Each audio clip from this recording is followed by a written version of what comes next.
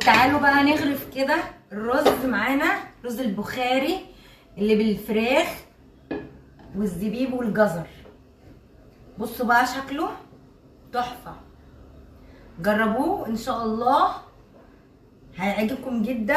ممكن كمان هنقلبه كده اهو عشان كله يبقى واخد الزبيب والجزر، ما يبقاش على الوش بس. بصوا بقى، اهم حاجه انا وريته لكم وهو الزبيب مفروش كده والجزر على الوش تحفه. بصوا، يلا نكمل غرف كده.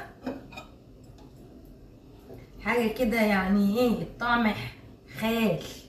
وطبعا عشان خاطر عيالي هياكلوا رز بسمتي. رز بسمتي يعني الصوص بتاع الرز البسمتي، فاحنا عملنا لهم الصوص بتاع الرز البسمتي كمان.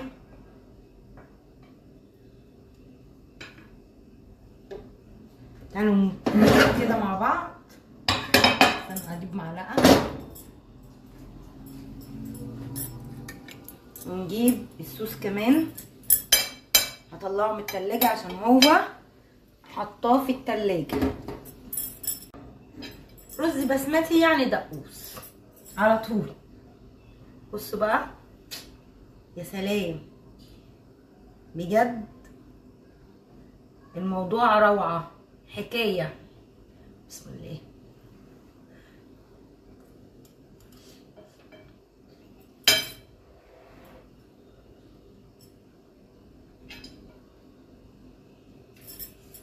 سخنة قوي. ناخد بقى ايه، حبة كمان كده بالزبيب.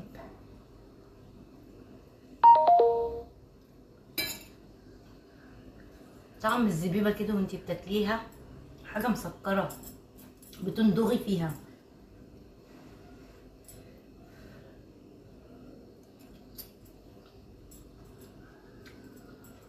هروح اكمل. تعالوا بقى ندخل على الطريقة. معايا هنا هحط في الحلة شوية زيت. الزيت طبعا على حسب الكمية اللي انت هتستخدميها. معايا هنا شرايح بصل، ممكن تقطعيها مفروم او تقطعيها مكعبات زي ما انت حابة. اللي انت حباه اعمليه. عايزة تقطعيه شرايح، مكعبات، تضربيها في الكبة، مفيش مشكلة. هنفضل نقلب في البصلاية لحد ما تدبل وتصفر. جايبين بقى نص صدر او صدر مكعب صغير مغسول كويس بالملح والدقيق، بلاش تغسلي بالخل.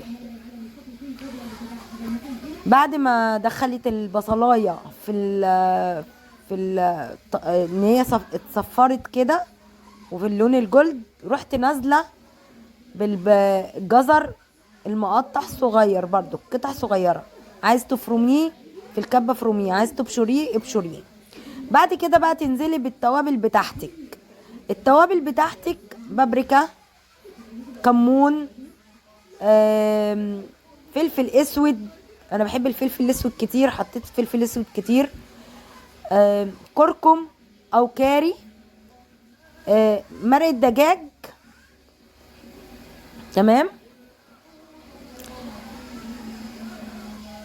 بعد كده بقى تفضلي تقلبي في كل المكونات دي مع بعض، وتحطي كمان قرن فلفل.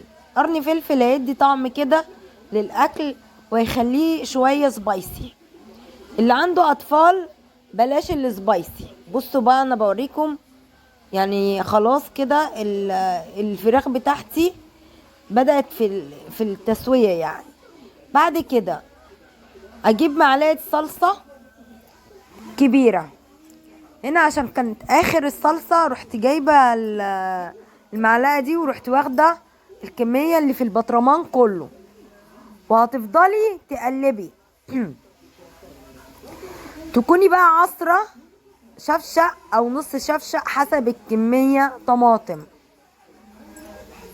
ماشي. ولو عندك شوية مرقة شوربة يعني زودي.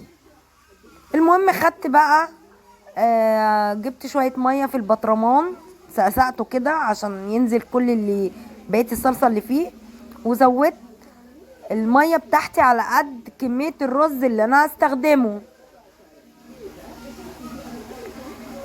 هنزل بالملح واظبط الملح بتاعي.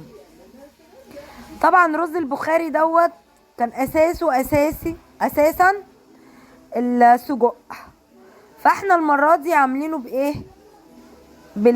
بالبانيه. القطع بتجيبيها صدور كاملة وبتقطعيها وبتغسليها كويس. بعد كده نزلت بالرز البسمتي. ممكن تنزلي تجيبي رز بلدي عادي المصري، وده اساس الوصفة، بس احنا بنغير. فنزلت بالرز البسمتي وما بقلبش، وبعد ما المية تتشرب هوطي النار، وبعد كده جايبة زبيب وحطيته على الوش وسيبته بقى ايه يستوي. شايفين الشكل عامل ازاي؟ ده رز بخاري مش كبسة يا جماعة، اوعوا تحسبوها كبسة.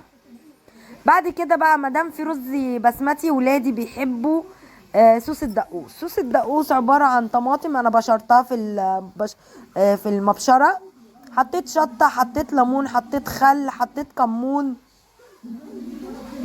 زي ما انتوا شايفيني كده، وقلبتهم في بعض، والملح طبعا، وقلبته كله في بعضه. انا مادام في رز بسمتي لولادي في دقوس على طول، ما ياكلوش كده، مع ان رز البخاري في الاصل بيتاكل كده. وبألف هنا ولايك لمطبخ جيان زهران او